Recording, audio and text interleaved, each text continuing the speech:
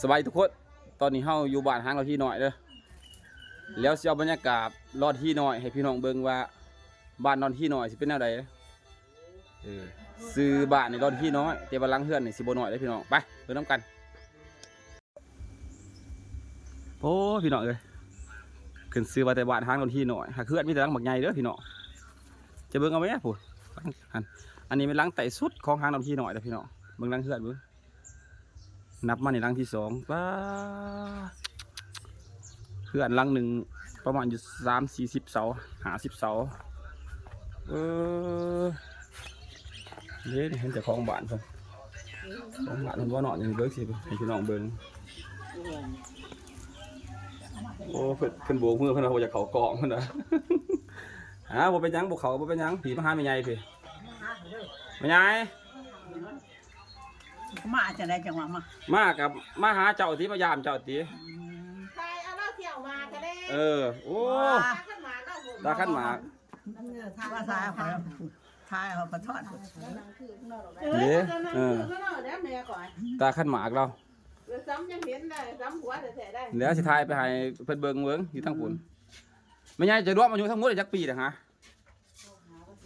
อายุจะจักปีเด้อเก่าสิเก่าเท่าไหร่93 ปีปีนี้โอ้เป็นไง93 ปียังแข็งแห้งอยู่บางทีเจ้าแข็งแห้งได้จะบ่แข็งแห้งแข็งแห้งอันนี้เป็นไง90 ปลายปีเด้อยังเขียวมาเกาะเสื้ออยู่บางทีเจ้าว่า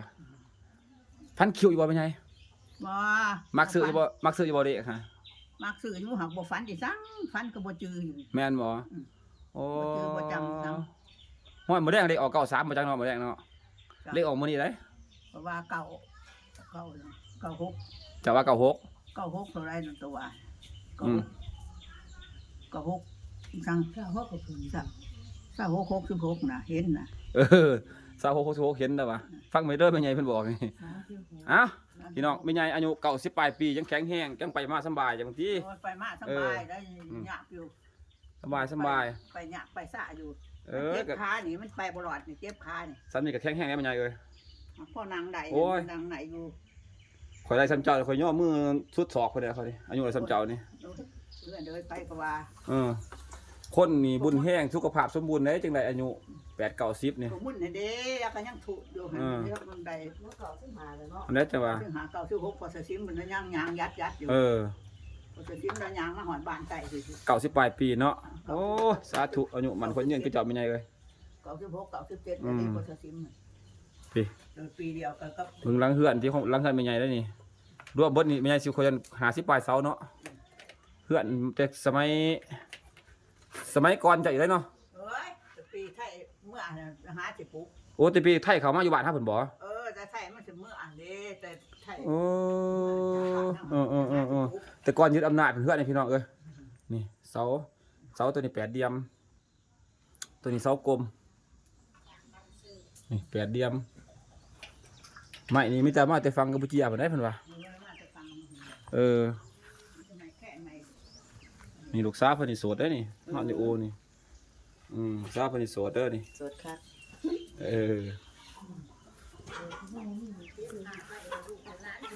เอาบรรยากาศบ้านนอนที่หน่อยให้พี่น้องเบิ่งสิไปหัวบ้านหาพ่อเฒ่าก่อนพ่อเฒ่าหัวบ้านอายุ90 ปลายปีนี่ต้นไม้ซับซ้อนนี่ไม่ใหญ่ต้นไม้ต้นนี้สิบ่ได้เป็นหลายปีกันบ่นี่ฮะโอ้100 กว่าปีไม่ใหญ่ป่ะต้นไม้ต้นนี้ต้นไม้ใหญ่ได้พี่น้อง100 กว่าปีแล้วนี่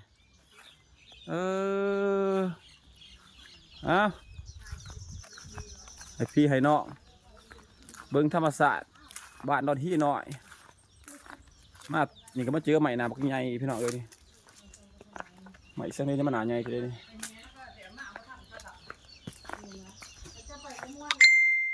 โอ้บ้านนี่สบายเนาะบ้านนี่เนาะ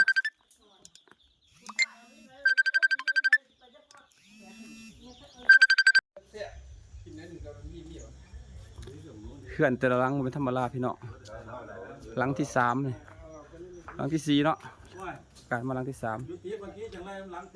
ฮะเอาภาพให้พี่น้องเบิ่งหลังเขื่อนแต่ละเขื่อนนี่โอ้มีแต่หลังบักใหญ่พี่น้องเอ้ยอุดมสมบูรณ์มาหาเราที่หน่อยเฮานี่ขึ้นซื้อบารอนที่หน่อยอยู่แต่เขื่อนมีแต่หลังบักใหญ่พี่น้องก็อุดมสมบูรณ์จะบางทีมีของเราอีแตนนำอีกนี่ ตีแต่ว่าเส้นทางนี่บ่สบายสะดวกสบายได้พี่น้องเข้ามาเส้นทางสบายขี่วีโก้แหละคือมันสิซื้อวีโก้บ่จะได้นี่รวมสมบูรณ์เด้อพี่น้องเอ้ยนี่รถอีแตนเพื่อนหลังหนึ่ง20ให้30ให้ซื้อรถอีแตนมีรถอีแตนไถนานี่จะเบิ่งตีบ้านนนที่น้อยหั่นมันธรรมดาเฮ้ยกำลังเฮ็ดยังนี่ไว้ดิ กินน้ำเพียก เฮ็ดทำเพียกโอ้ยจะขามเพียกวะนี่โอ้ตัวนี้ใช่ว่าเฮ็ดอีหยังเฮ็ดปุ่มมันบ่นี่โอ้แบบนี้สบายเนาะเฮาบักกันใส่กระเสือกมัดเนาะโอ้คักแล้วเนี่ยนี่ไอเดียรุ่นใหม่สบายไม่แต่ว่าเสือกมัดแล้วก็ย้อนลงโหลดเรียบร้อย เป้าเป็นเสือเนาะ นี่ดินี่หมอนี่งานหาปลาฟ้าเก่งแท้นี่นี่ มื้อนี้บ่ได้หามื้อนี้นี่ เป็นจะได้ปลาฟ้าหางเฮาเป็นนี่ไรอยู่บ่ บ่ทันได้ลง น้ำมันขุ่นเนาะเป็นนี่เนาะ มันคูณหลาย โอ้พี่กายนี่จะได้ตัวพี่กายปลาฟ้าหางนี่ ง่าย30ปลายบ่ได้ รวมเบิดหันเบิดพี่กายเฉพาะนาแรงหันได้ปลาฟ้าหางหัน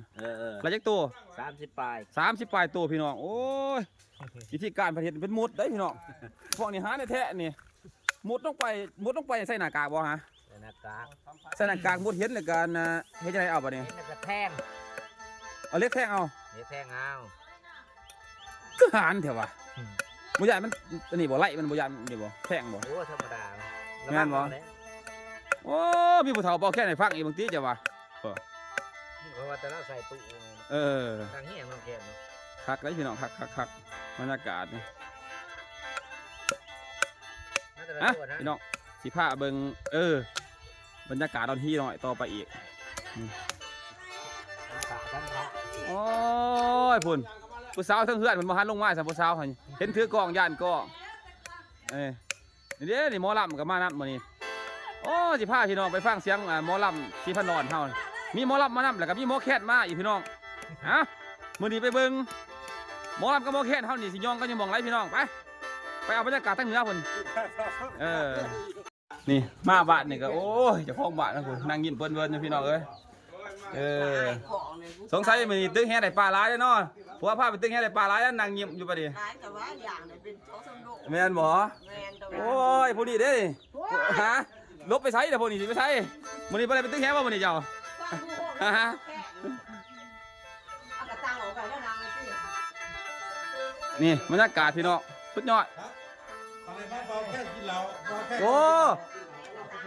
มื้อนี้มาแต่แฮกันร้อนบ่ร้อนโจรเพิ่นได้ว่าพวกนี้พวกนี้บ่ได้เสียเงินดอกเบาแค่รอกินเหล้ามาล่ำรอกินเหล้า เราต้องกินเหล้าเหรอเอาบ่จะก่อนว่าจะก่อนบ่จะก่อนลองบ่จะก่อนเว้ย โอ้ยล่ำเปลี่ยนเหล้า ห่วยเป็นแท้เนาะ ไปชิตาไปที อาซาชิตาเอาโอ้พี่น้องสุดยอดเลยมื้อนี้บรรยากาศมีเสียงแค่แล้วก็เสียงล่ำนี่เอ้า ฝ่า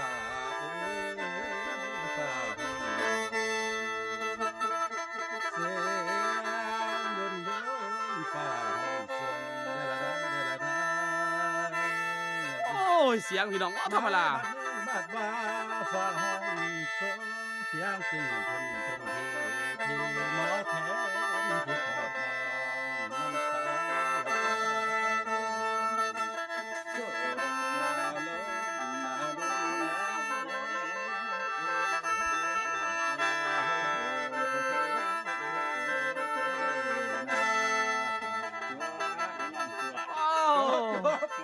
โอเคโอ้ยเสียงบ่ธรรมดาพี่น้องติดแต่บ่มีไม้เพิ่นเด้อพี่น้องเด้อคันนี้ไม้นี่โอ้สุดยอดกว่านี้คักหลายพี่น้องคักหลายนี่ต้อนรับกันด้วยเหล้าขาวเฮาอีกพี่น้องล้ำเครื่องก้อนน่ะจอกนึงนะหั่นให้บ่หั่นล้ำเครื่องก้อนน่ะจอกนึงคันล้ำสุดก้อนนี่ก็จะได้เป็นล่างหมดแล้วเลยเท่นึงอ่ะเนาะโอ้นี่มาเพื่อนเพิ่นต้มเหล้าพี่น้องนี่ล้ำให้เพิ่นฟังหน่อยนึงเพิ่นว่าล้ำมันฟังนึงเพิ่นให้เหล้าจอกนึงโอ้คักหลายพี่น้องโอ้วิถีชีวิตเด้ออันนี้เป็นหม้อเหล้าพี่น้องเป็นต้ม2หัวเลยเด้นี่ต้ม2หัวแล้วก็ลงมานี่มักเถือก็น้ำเย็นอยู่นี้เย็นอยู่นี้น้ำเย็นอยู่นี้เดี๋ยวก็สิลงมาพี่มาเขาให้เขาการอยู่พี่อ๋ออันนี้เป็นวิถีชีวิตการต้มเหล้ามื้อใครมันก็พี่น้องโอ้ย ใสให้เห็นหดกลการบางทีน้องความมันใสใสปิ้งพี่น้องคักโอ้ยเหล่าคนนี้สุดยอดได้อะผมคุยสิลังเองอันนี้เพิ่นมักแปลงไว้มักแปลงไว้นี่หอดเวลาก็ต้มสมุนขาเพิ่นอยู่ใกล้คลองอีกพี่น้องสบายเลยนี่น้ำก็ใส่ขึ้นมานี่ปุ่มมาจากน้ำคลองนี่ขึ้นมาใส่เฮ็ดกับธุรกิจเพิ่นต้มเหลาเพิ่นใส่เหือเห็นบ่นี่วิถีชีวิตของคนเขตนี่ร่อนฮี่ร่อนโจรร่อนแหดนั่นสมพวกคล้ายๆกันนะพี่น้องคล้ายๆกันเด้อเบิ่งคล้ายๆกันตึกแหหาปลากินเฮ็ดหน้าในบ้านหน้าแหลกหน้าปีแล้วปลูกพืชคล้ายๆกันพี่น้องคล้ายๆกันวันนี้เบิ่งความอุดมสมบูรณ์แต่ละบ้านนี่โอ้เรียกว่าดีหลายพี่น้องดีหลายคือเขาบอกส่วนใหญ่ธรรมศาสตร์นี่มันสิอำนวยความสะดวกนะปลูกปลาหน้าบ่ค่อยสิได้ออกตลาดดอกพี่น้องมีแต่ว่าหากินเองเฮ็ดธุรกิจค้าขายนี่ก็สิบ่ค่อยมีหลายหรอกเขตนี่นะมีแต่ว่าหากินตามธรรมชาติปลูกพืชปลูกผักเลี้ยงสัตว์เลี้ยงสาขายแล้วกินเอาไปขายแล้วก็เงินเนี่ยเก็บได้โหมาเฮ็ดเขื่อนเฮ็ดสาดโอ้ส่งลูกเต่าทำเฮียนได้เป็นเจาะเป็นนายก็หลายคักเลยพี่น้องวิถีชีวิตของคนเขตสิบนอนอุดมสมบูรณ์คักหลายพี่น้องคักหลายนี่อยู่กันแบบพ่อเพียงแบบสบายบ่ต้องคิดบ่ต้องเดือดร้อนอีหยังโอ้คักหลายอันนี้พญาถางโอ้ซื้อมาเป็นพญาถางแล้วนี่คนลังวัดนนที่หน่อยพญาถางจักไม้ใช่เด้ผลยางยิ้มเปื่อยๆมากคนถือบ่เลขฮะถือบ่เลขฮะนี่ว่าแล้วจะมาคล้องกันข่อยอยู่ฮะพี่น้องพญาถางฮะโอ้อันนั้นบ่พอบัดลองที่ลองอยู่หน้าสตูดิโอเฮาอยู่ทางสวรรณเขตนี่ให้พี่น้องได้เบิ่งคืนเด้อที่ชีวิตเบิ่งคืนพี่น้องให้พี่น้องเบิ่งกับธรรมศาสตร์กับการดำรงชีวิตเด็ดพ่อเพียงของคนเขตนี่อยู่สบายเลยบ่อยเดือดได้ฮอดได้นี่เห็นบ่นั่งไปเวทนี่กินข้าวแล้วก็นั่งเซยอะไรผมข่อยก็เฮ็ดหน้าเอาข้าวใส่เราไปกินนี่เด้ฮอด 4:00 น 5:00 นแรงพุ่นจังคอยลงตึกแหเอาปลามาก่อยกินเซยบ่ได้คือสบายดีเนาะกินข้าวแล้วก็นอนฮอดย่าจะไปหาตึกแหเอาปลามาก่อยโอ้นี่ป่าใหญ่คอยนี่ตีนี่สุดสบายบ้านเฮานี่สบายนะมีข้าวใส่เหล้าไว้กินหอดย่านตึกแหเอาปลามาก่อยเรือก่อยก็เอาไปขายตลาดทันทีนะอันนั้นไปขายของเช้าหันเบิ้งกระทับจะในเบิ้งหันมานี่ข่อยเห็นจะอยู่ตลาดบางแสนมันเช้าจะเอาปลาไปขายหลายๆไปมันเช้าหันว่าได้300,000บ่ติมันเช้าได้300,000บ่หันโอ้เจ้าก็ซื้อซอยก่อนเด้จังตี้จะว่าเราเหลือขนาดว่าเหลือกินได้พี่น้องเหลือกินเอาไปขายอย่างงี้ยังไง300,000โอ้มื้อเช้าได้300,000เนาะ3แน่700,000มันบ่มื้อก่อนก็ได้700,000โอ้มื้อก่อนอีก100,000ไป1,800เป็นบางมื้อเนาะโอ้ถือว่าดีเลยพี่น้องดีวิถีชีวิตนี่ถือว่าการครองชีพการดำรงชีวิตนี่อยู่กันสบายพี่น้องเอ้ยบ่ให้ได้คิดได้เครื่องมีข้าวใส่เหล้าไปกินลงน้ำหาปลาเอาปลาไปขายตลาดตอนนี้ไปหาตลาดบางแสนนี่ก็ประมาณอยู่ไรบ่หา2 กิโลฮะประมาณเนาะ2 หรือ 3 กิโลเนาะสูงสุดเนาะวันนี้เข้าไปเนี่ยใส่น้ำมันเหือบ่จางกับ2 ลิตร2 ลิตรนี่ก็ใส่เงินประมาณเดือนนึง25กับ50,000เนาะ50,000นี่ปลาโลนึงก็ถือว่าขายเหลืออีกเนาะตีกลับไรวันนี้ปลาเหลืออีกถ้าหาปลาอะไร4-5 โลถือว่า7-8 โลนี่เป็นกำไรเฮาเบิดพี่น้องจะเบิ่งตีนี่ขันว่าอยู่บ้านรถที่หน่อยยังมีรถอีแตนเห็นบ่นี่หน้าบ่พอ10ไผยังมีรถอีแตนฮะมีห้องสีขาวส่วนตัวเห็นบ่นี่เฉพาะไว้ใส่ครอบครัวขันว่ารถที่ได้นี่ขันอยู่ฟังนี่บ่บอกแล้วนี่คือพี่โก้ขี่เพิ่นได้อันนี้ว่ารถที่น้อยได้นี่บ่มีเส้นทางซื้อนี่จะเบิ่งรถนี่พี่น้องความอุดมสมบูรณ์ของธรรมศาสตร์ของเขตนี่คนมหันที่อันนี้มีสันในกระท่อนี่ขี่ควายนี่เอาไว้สักขี่ควายนี่โอ้นี่ขี่ควายแห้งพี่น้องมันเก็บเอาไว้นี่เอาไว้เผาปูนบ่เผาสังเผากวางเผาหอยนี่บ่โอ้เก็บมาที่ว่าเอามาเป็นอะไรเนาะคันเฮาเอาไม้อื่นเผาบ่ได้บ่ใหญ่มันบ่ขาวมันบ่ต้องใส่ขี้ควายเผานี่แต่ว่าเฮาบ่เห็นตอนเผาหรอกใส่ตัวเป็นปูนเดี๋ยวอยู่ใส่โอ้นี่พี่น้องนี่เพิ่นใส่ขี้ควายนี่ขี้ควายแห้งขี้งัวแห้งเนาะเอามากองลงแล้วก็เอากวางเอาหอยนี่ไว้ข้างในเอาขี้ควายนี่ถมเนาะถมแล้วก็เอาไฟจุดหลังจากจุดบัดนี้ไฟหมดแล้วนี่เฮาเฮ็ดจังได๋บัดนี้ เก็บเอา เก็บเอาตัวกาบแต่มันที่วันบ่ใหม่เนาะแต่มันถือว่าใหม่แล้วมันขาวบ่ มันเอาไปจังได๋บัดนี้ บ่เกลือบ่ใหม่มันก็ดำฮักก็เอามาใส่น้ำเอาไปอู้ก็เอาใส่น้ำใส่มันก็ฟดขึ้นเป็นปูน ฟดขึ้นเป็นปูนป้าไปเฮิงบ่ได้จังได๋มาเขียวนี่ ก็3-4วันพุ่นแหละ โอ้มันน้ำที่เฮาแช่ไว้อันนี้มันบกไปเองหมดจังได๋ มันใส่เฮ็ดกับปูนมันใส่ก็ถอดทิ่ม โอ้ถอดน้ำทีมเอาแต่ตอนมาเขียวนี่พี่น้องนี่พี่เทื่อไปเป็นปูนเด้อนี่วิธีการประเทศปูนเด้อนี่พี่น้อง มาเอาข้าวกินจ้าหากระตุกขนมมา นี่เดือนนี่นี่มาเอาซื่อๆ ขีดมิสนะขีดนี่ใส่ปูนให้จะได้บ่ได้เตี้ยนี่บ่เอาอันนี้ใส่บ่นี่ แต้มแหละ โอ้เอาไปผู้ใส่เอาไปผู้ใส่โอ้อยู่ในนี่มีจังเนี่ยนี่สิข้ามของผู้เฒ่าขาดบ่ได้พี่น้องมากแก่นเขียวมากแต่ว่าปูนนี่เฮ็ดเอาเองคือเพิ่นเว้าเนี่ยเฮ็ดเอาเองมากนี่ มาก็ชื่อแล้ว มากนี่ซื้อแล้วหมากนี่เนาะเปลือกอันนี้เฮาได้เฮ็ดเองก็มีได้เนาะเป็นกกนี่เนาะพวกบางนี่ก็เฮ็ดเองผู้นี่ก็ปลูกเองโอ้นี่ข้างผู้เพิ่นนี่ทั้งข้างเฮือนเนาะนี่ซ้ำสิเขียวโลดจังสี่เด้อใช่มีสนากนี่บ่เขาว่าเดียวเด็กคิวอันตัวนี้บ่ เนี่ย ทำไมมันจักปีเดี๋ยวมันสนากนี่มันจะมาเห็นเบิดอ่ะ มันก็หึงแล้ว หัว คิด3 ปีไปคือก ลัวสัมปจักเขาเบิ่งจนคมเบิดอันนี้จนว่าเป็นหู มันยันยังไง โอ้ย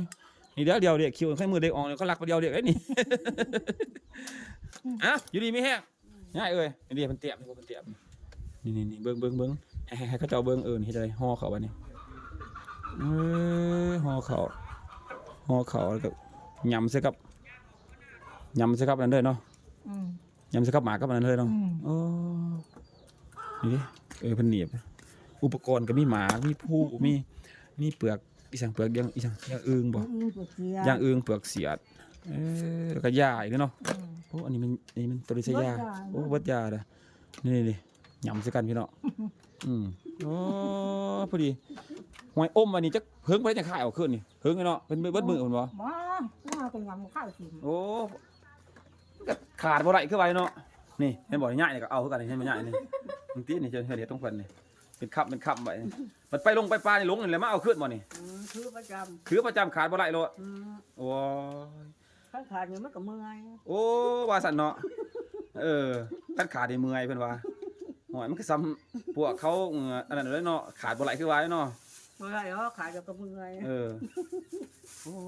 ไปฮู้ปลาก็กลับมาเอาคืนเทได้นี่ คืองะมันบ่คง เตรียมนี่สิออกปลาเพิ่นว่าสิไปใช่มันเตรียมค่ำเป็นไรไปซ้ำมากก็เบิด เมื่อสวน เมื่อสวนก็เอาไปจัก4ค่ำ3ค่ำเนาะ3-4ค่ำ โอ้ยกลัวนั่นเด้ กลัวนั่นบ่ฮะ กลัว แนวบ่ให้ขาดปากได้พุ่นพี่เพิ่นว่า ประจ อมเลยหย่ำเลย ำกับอยู่ตอนนี้เลยครับ โอ้ยคักพี่น้องบรรยากาศอยู่ดีมีแห้งพี่น้องให้เบิ่งซ้ำนี่แหละบ้านน้อยๆก็มีรถจักรขี่อีกให้บ่ขันบ้านหางฮีน้อย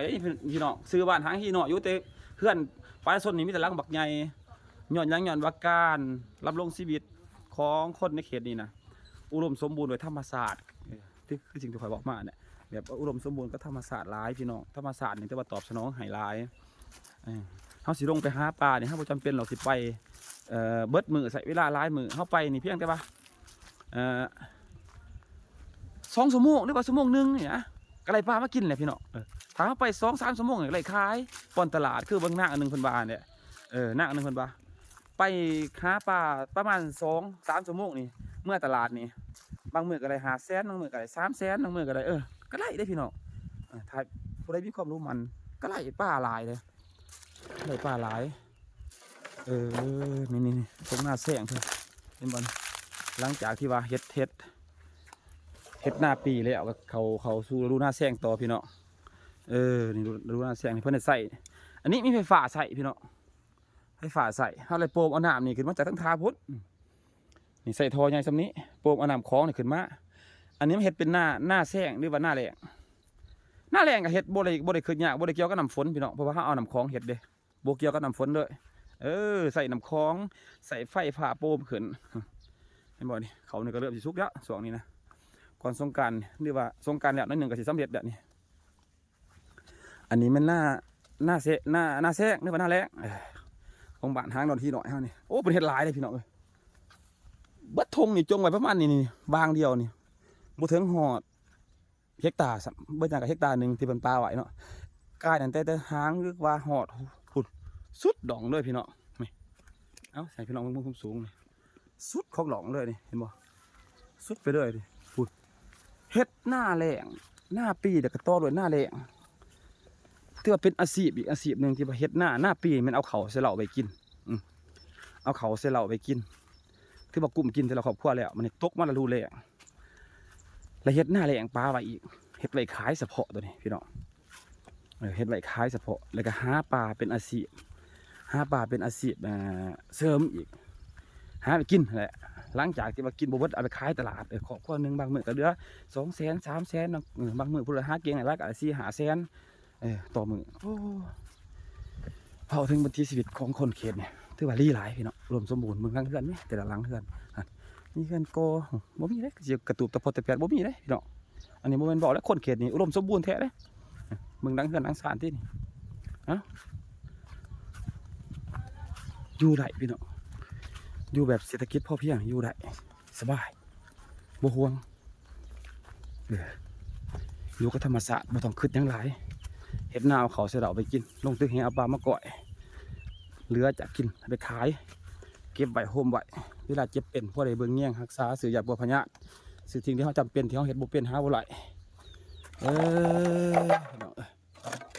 หัวนี่ส่วนไรได้เฮ็ดนี่มันเอาไม้ไผ่เฮ็ดเลยเนาะไม้ไผ่เฮ็ด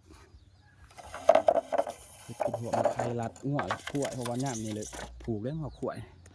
ถ้าบ่ผูกบ่ได้ไปกินของกินยังเพิ่นนี่โอ้ยปรับไม้กันได้ย่ามเป็นหน้าแสงสิที่ตอนนี้เฮ็ดหัวขุมเลยหัวขวายปล่อยบ่ได้เลยนี่พักนี่ก็ปลูกกินเองโลดนี่ไปสบายนะอายุแบบพอเพียงนะใหม่ต้นใหม่ของกินของอยากโอ้รถที่หน่อยย่างมานี่ประมาณเท่าไรขามทงมานี่มือข้าวนะคนย่างขามมาประมาณอยู่200 เมตรเท่านั้นบ่มาหาฟันนี่ก็เป็นน้ำคลองอีกพี่น้องนี่เขาจะหาปลาให้บ่สิหาอย่างนี้หากับแคมเพื่อนแคมบ้านธรรมศาสตร์นี่หากับซ้ำนี้นี่ไล่บ่หาไหนบ่ไล่บ่ไล่บ่โอ้ขาวผูกคนว่ะสิยากไงลงมาเนี่ยก็เป็นน้ำคลองหาปลากินเนี่ยไปรอนก็เป็นสวนบักงบักแตงพี่น้องความอุดมสมบูรณ์พี่น้องนี่อันนี้ก็เป็นหลอบเลยพี่น้องหลอบเขาเจ้าเก็บไว้ใส่ปลาย่าน้ำขึ้นเขาตื้อแห่บ่ได้เขาจะเอาใส่หลอบเอาน้ำขึ้นมาใส่หลอบเอาเห็ดปลาไว้มันย่าน้ำลงมันตื้อแห่กลางม่วงเอาย่าน้ำขึ้นนี่มันใส่หลอบอันนี้นี่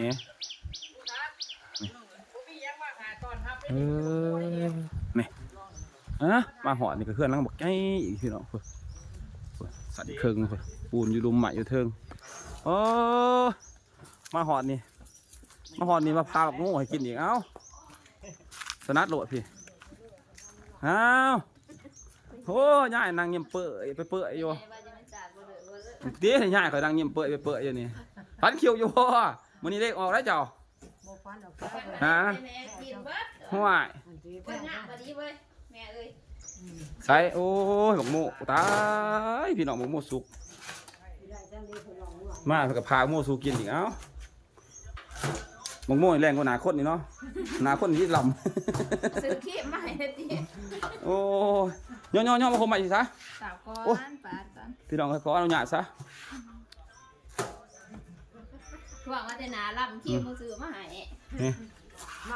ธรรมศาสตร์อุดมสมบูรณ์มาเนี่ยก็ไม่รถอีแตนอีกเลยแพร่หุ่มใบมึงที่จะวะแพร่หุ่มใบอีแตนตอกเข็ดหน้าอะไรก็หุ่มใบน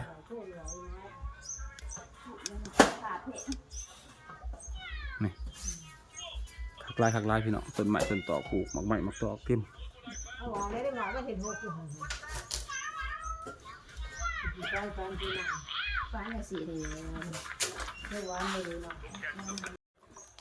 มาแล้วเพื่อตอดหาบักโมงเลยบักย้ายฝานโอ้ธรรมศาสตร์มันหวานกว่าจะหวานน้องพี่น้อง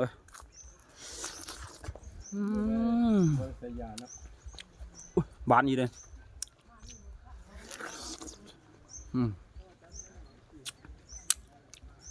นี่บักโมปลูกทั้งหลังเห็นบ่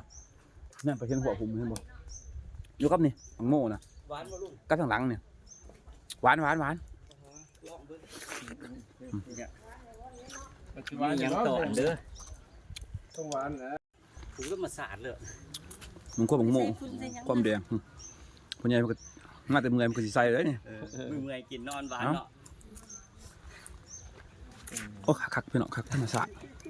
อุดมสมบูรณ์อยู่แบบพอเพียงง่าย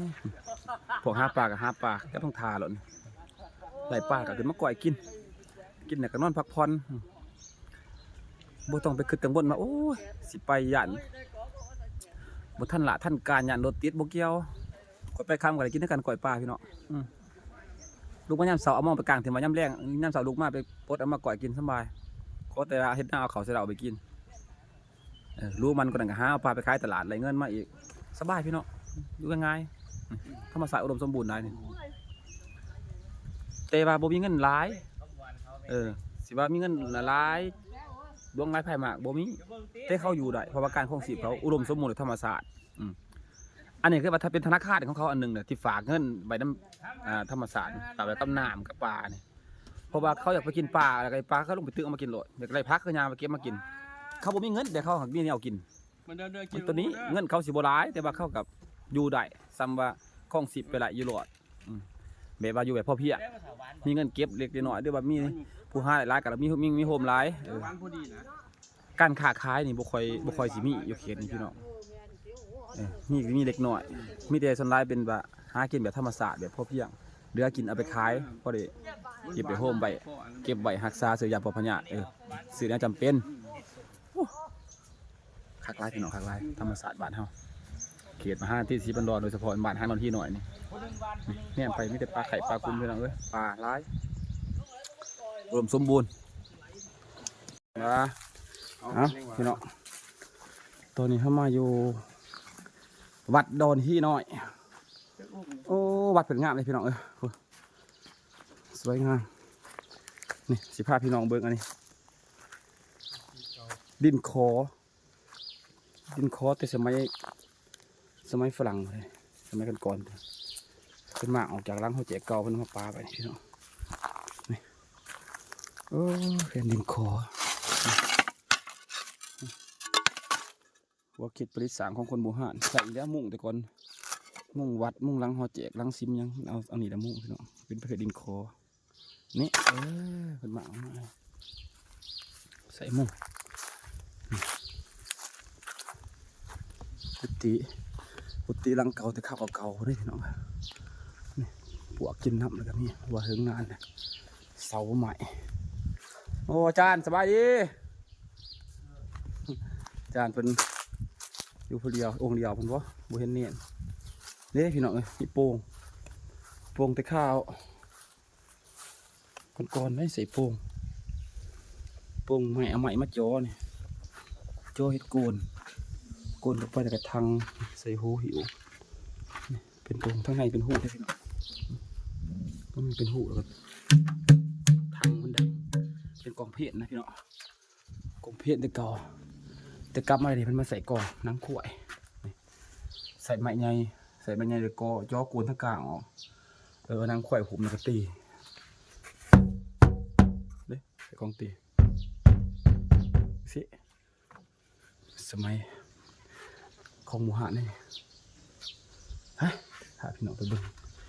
เสาเสานี่ไม่ได้เสาหล่นเก่าๆพี่น้องเสาหมู่หาแต่เก่าเสากุฏินี่8 เดียมมีแต่ใหม่ดีๆเลยพี่น้องแต่ก่อนนี่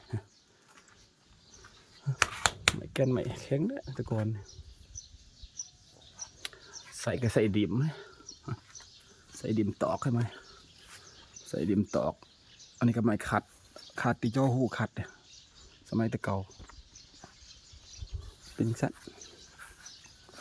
มาวัดทางกันที่หน่อยวัดอาจารย์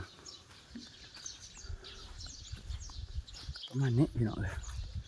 นี่น้อยอยู่น้องกันจักองค์2 องค์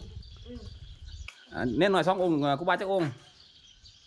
เดียวกูบาองค์เดียวเน้นกับองค์ฮะอยู่วัดนี้2 องค์โอ้เน้นหน่อยองค์หนึ่งครับหลวงพ่อองค์หนึ่งโอ้เน้นหน่อยบุฟันบ่เหมือนเด็กออกได้บ่นี่ บ่ ได้ฟันเว้ย บ่ฟันสับ บ่ จะว่าได้สิเอาหยังมื้อแรงนี่ เพิ่งหนู เพิ่งหนู อืม โอ้เสียงดวงกับเน้นหน่อยบ่แดงนะฮะอันนี้เป็นถาดของพระอาจารย์เด้อพี่น้องเด้อของพระอาจารย์คำสิงสุทธิจักรเด้อนี่บัตรห้างนาทีหน่อยอ้าวสาธุเด้อข้ามากราบมาไหวลูกหลานมาถ่ายทำให้พี่น้องเบิ่ง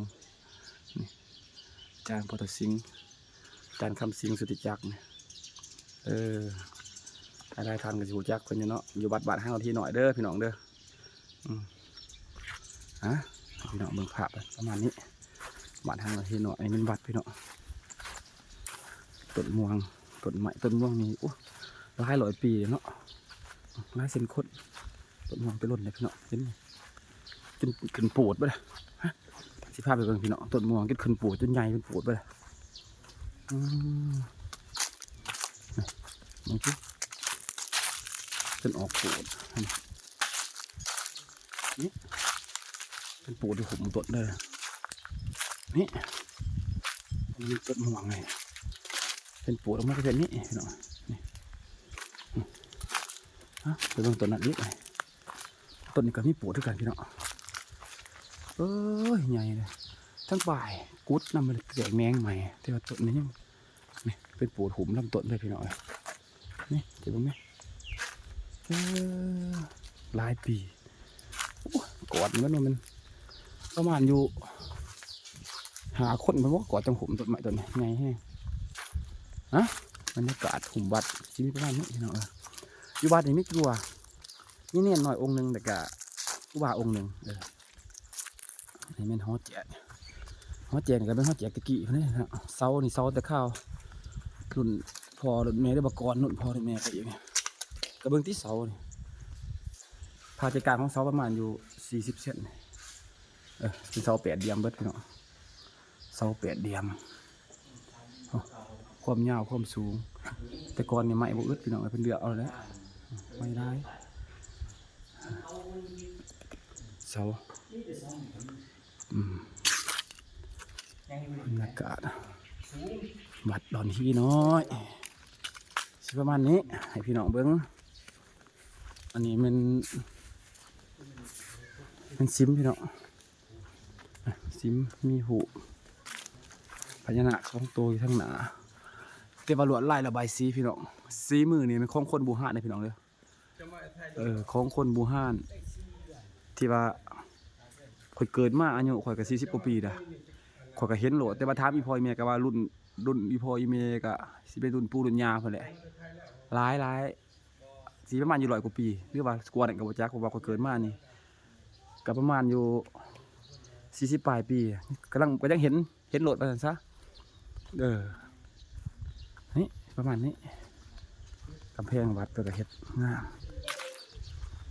พี่น้องอยู่ทางต่างเมืองต่างแขงเพิ่นไปอยู่ในเมืองในนาสวรรค์เวียงจันทน์ปากเซ่หรือว่าอยู่ต่างประเทศเพิ่นมีน้ำใจคิดฮอดบ้านฮอดเมือง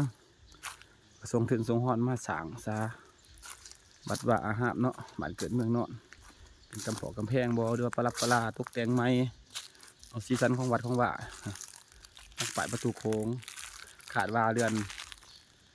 อีกบุรุษนี่พี่น้องเพิ่นสิมาเฉลิมฉลองประตูโค้งหรือประกำแพงเพิ่นบรรยากาศประมาณนี้แหละพี่น้องฝากพี่ฝากน้องเป็นบ้านน้องที่หน่อยเมืองโค้งแข้งจำปาสักเขาพี่น้องขอบเขตของวัดวาอารามประมาณนี้ออกมาหน่อยนี่ก็สิเป็นเส้นทางนี่ก็บ่ใหญ่หรอกพี่น้องเพราะว่าส่วนหลายเป็นทางคนยางพี่น้องรถจักรขี่รถจักรรถล้านธรรมดานี่ดูรถอีแตนเท่านั้นแหละเพราะว่าความยาวของบ้านนี่ที่หัวหอนห้างก็ประมาณอยู่2-3 กิโลส่วนไร่เป็นใส่เหือเป็นส่วนใหญ่พี่น้องการไปมาหาสู่เป็นใส่เหือเป็นส่วนใหญ่ฝากพี่หักเนาะก็สิประมาณเด้อนี่ธรรมศาสตร์มีเพิ่นเลี้ยงเป็ดเราเขากำลังบักใหญ่เฮ็ดด้วยไม้เลยพี่น้องไม้จริงไม้แก่นเฮ็ดจบงามเป็ดเราเขาแต่ว่าส่วนหลายว่าเบิ่งเดี๋ยวอยู่เขตนี้บ้านนี่เขาเจ้าจะเฮ็ด เป็นหัวไม้ไผ่หลายบ่ค่อยสิเห็นกำแพงแบบว่าเป็นกำแพงแบบใส่เหล็กหรือว่าใส่ปูนเฮ็ดหยังได้นะบ่ค่อยเห็นนี่ส่วนหลายก็เฮ็ดหัวหุมสวนหรือว่าหุมบาทอิหยังนี่เขาเจ้าเอาเป็นไม้ไผ่ฝังแล้วก็ขุดจักตอกมัดเอาโลดพี่น้องเป็นไม้ไผ่หลายนี่จะเบิ่งไหมใส่อันนี้ใส่ตอกมัดเอาให้หมดเนี่ยนี่ใส่ไม้ไผ่คือกันแล้วจักเป็นตอกแล้วก็มัดเนาะบ่ค่อยสิเห็นบ่หัวเป็นกระพอกกำแพงหรือว่าอิหยังบ่ค่อยเห็นหลายอันนี้ก็บ้านอีกหลังหนึงบางที่ความอุดมสมบูรณ์พี่น้องก็สิประมาณนี้เรือนซ่านบ้านซองนี่สันนี้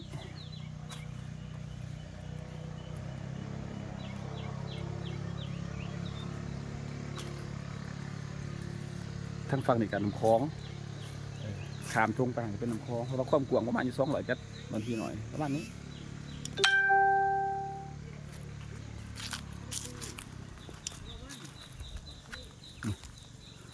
มันหูห้ำใส่เฟืองหลังจากที่เอาเขาไปใส่ไว้หันแล้วก็พัดเอาหมากเอาเบิดแล้วเอาเฟืองปลาไว้ให้ควายกินให้งัวกินน้ำฝนเนาะพี่น้องประมาณนี้แหละพี่น้องมาเจอวัยรุ่นพี่น้องไม่ใช่จะไม่ใช่ดิ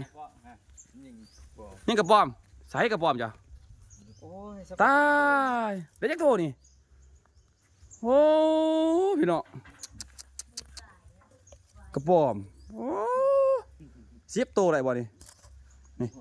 นั่งเรียนอยู่โอ้ผู้บ่าวรอยิงกระป๋อมก่อนยิงกับผู้สาวเลยหมดแรกเนาะโอ้ได้กระป๋อมมาก่อยโอ้พี่น้องขอสิพาจะไปเบิ่งเขาเจาะสารแหพี่น้องนี่มาเบิ่งนี่โอ้ผู้หญิงได้นี่บ่สารเบิ่งแหน่บัดนึงโอ้พี่น้องเอ้ยดิใต้แล้วสารแหเป็นเสยเบิ่งหันเอาไปซะๆเด้อซะๆ ไว้สิมาไลฟ์สดเอาไปจังได๋วะ ตายพี่นะเจ้าสารไปตึกส่วงป่าเดิน6ได้นี่เนาะ ตึกเดี๋ยวนี้เดี๋ยว ตึกอันนี้นี่สิเรียกไว้ปานนั้นบ่ สมมุติตายก็จะว่า โอ้ยสารข่อยเบิ่งแหน่ข่อยอยากเบิ่งแกสารแฮท้ายสารไว้พร้อมพี่น้อง จังได๋เขาสิมาจ้างข่อย นี่พี่น้องเอ้ย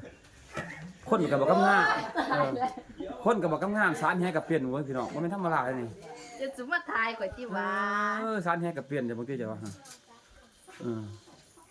นี่แฮเพิ่นเห็นบ่เพิ่นสารไปพี่น้องเอ้ยข่อยยังสารบ่เป็นคือเพิ่นได้นี่สารแฮนี่เห็นบ่หลังจากที่ว่าเพิ่นสารแล้วนี่เพิ่นเอาใส่ลูกไว้มันนี่เห็นบ่สิเป็นลูกจังซี่พี่น้องเอ้ยนี่สิประมาณนี้ใส่ลูกนี่ใส่ลูกแล้วก็ไปตึกเอาป่านี่มักทีมักหางอะไรเบิดนี่พี่น้องแฮนี่โอ้ยของข่อยทำอีก3 ผืน 4 ผืนกับสารเนี่ยคันว่าผู้หญิงนี่พี่น้องยังสารแฮเป็นลำหน้าก็เป็นปลูกหญ้าซ้อยหญ้าเป็นซ้อยหญ้าเป็นบ่เป็นน่ะซ้อยหญ้าก็เป็นตึกแค่เองเป็นบ่ เป็น ตึกแค่เองก็เป็นพี่น้องโอ้บ่ต้องเอาผัวก็ได้ติถ้าเป็นบ่ผู้นี้บัดนี้เด้อ สิฟ้าเดี๋ยวนี้ โอ้ยเอาว่าจังซั่นโอ้ยพี่น้องเอ้ยตึกแค่ก็เป็นลำหน้าสารแฮเฮ็ดเวียกผู้ชายเป็นเบิดพี่น้องสุดยอดเจ้านี่ถือว่าสุดยอดเจ้าได้รู้จักคนเด้อฮะจักคนได้รู้จ้ะหันลูกอยู่ไว้บ่นั่งหันลูกอยู่ไว้บ่1 2 3โอ้4 คนแม่นบ่แม่นบ่แกลูกจะลูกแล้วบ่โอ้ลูกเรา4 คนเลยพี่น้องลูกที่คนยังงามอยู่ปานนี้นะ ตาย โอ้ย ตายสิ แต่บางทีพี่น้องคันบ่ลูก4 คนยังงามเพิ่นว่าอุดมสมบูรณ์เนาะบ่ทุกข์บ่ยาก ตายเอาไม่ดีเพิ่นเริ่มไปอยากให้ สาวหน่อยเห็นบ่นี่ก็ลูกเพิ่นอีกผู้นึงเนาะอยู่นี่ลูกน้องมันนั่งอยู่หั่นแม่นลูกเพิ่นเบิดหั่น3-4 คนมันเรียนปีกันบ่นี่ลูกหลายบัดนี้ ตัดดูแฮมันสิสู้แฮ สิสู้แฮอีกน้อยก็เฮ็ดหาแฮก็เป็นนี่เอ้า ตัดดูแฮ โอ้เก่งแอบแต่น้อยเสียพี่น้องเอ้ย บ่อยู่หน้ามันเบิ่ง เอ้าวิธีชีวิตพี่น้องจักสิแหละบ้านเฮา ถือว่าผู้หญิงก็เฮ็ดเวียกผู้ชายได้ผู้ชายก็เฮ็ดเวียกผู้หญิงได้ช่วยเหลือกันได้อะพี่น้องคักแบบนี้พี่น้องคักหลายจังสิได้จังมาเบิ่งขึ้นในบ้านเฮือนเขาสิจังมีแต่หลังบักใหญ่พี่น้องเพราะว่าช่วยเหลือกันได้นะหาปลากินขายเหลือกินขายปอนตลาดซื้อได้สิ่งที่จำเป็นหลังจากนั้นก็โฮมไว้เก็บไว้ซื้อหัวรถจักรขี่ซื้อรถอีแตนเฮ็ดบ้านเฮ็ดเฮือนเด้อโอ้ยอยู่ง่ายกินง่ายบ้านนี่อุดมสมบูรณ์นะมาพอพ่อใหญ่นี่ซานแฮอีกเด้อโอ้เห็นบ่มื้อนี้เพิ่นบ่เมาได้เพิ่นลงซานแฮนี่โอ้ซานแฮไหวเด้อเว้ยเพิ่นน่ะคักเด้นี่พ่อใหญ่นี่จักเส้นแฮเจ้านี่พ่อใหญ่ฮะ เนี่ยเป็ดเขาหุ่น 8-9 หุ่นตึกนี่ป้ายจังนี่ เนาะถือว่าเครื่องถือเอาเบิดแล้ว ป้ายจังถือเอาเบิดโอ้ยแม่นความไปเลือกป้ายฉันบ่ได้เนาะจักมื้อกะว่าจักมื้อสิได้เอานี่ ว่านหมกทิพนึงแล้ว โอ้คันตั้งศาลคักนี่ทิศนึงแล้ววะนี่จักศอกวะนี่แล้วจักศอก เอาก็ได้เฮ็ด3 ศอก4 ศอก โอ้ทิศนึงแล้วเนาะพี่น้องไว้เด้อทักเนาะเห็นบ่สวยสิได้เป็นตาออกมาสิบ่มันเป็นเรื่องง่ายเด้พี่น้องสวยสิได้เป็นแฮขึ้นมานี่ทิศนึงแล้วโอ้ก็ไว้ของเพิ่นเด้แล้วก็ถือว่าสู้ใส่ดูลงไปตึกได้สบายเนาะเอ้าให้พี่น้องเบิ่งซำนี้แหละวิธีการสานแหอันนี้มีครูเฮือนได้พี่น้องแหนี่มีครูเฮือนครูซ่านตรงนี้มีไว้เด้คันบ่มีสิบ่ได้เพราะว่าลงหาปลาก็ต้องของไผของมันแล้วมีเฮือมีแหมีมองไว้เด้นี่พาหนะมีเลาะสุกอีกนี่สำหรับไปเอาฟืนเอาหยังเด้ซอยเดือแห่งงานเด้อันนี้เฮือนเมืองสานพี่น้องฮะบรรยากาศก็สิมีสำนีแหละพี่น้องให้พี่ให้น้องเบิ่งคักหวานนี่เป็ดไก่เอามาสะเดี่ยงไปตามบ้านตามเมืองหลายสำหรับคลิปบ้านห้างนนที่น้อยก็สิมีประมาณนี้ฝากพี่น้องกดติดตามกดไลค์กดแชร์ทั้ง2 YouTube สักลาคนสีพันดอนนะพี่น้องเพื่อรับชมผลงานของเฮาในคลิปต่อไปอยู่ดีมีแห้งวัตถุทุกคนโชคดีบ๊ายบาย